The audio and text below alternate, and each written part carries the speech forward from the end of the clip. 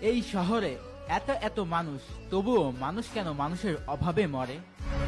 মানুষ কেন মানুষের অভাবে ছটফট করে? মানুষ কেন নির্দিষ্ট একটা মানুষের জন্য জীবন বিসর্জন দেয়? কেনই বা তার জন্য কেঁদে কেঁদে চোখ ভাসায় অমৃত্যু পর্যন্ত?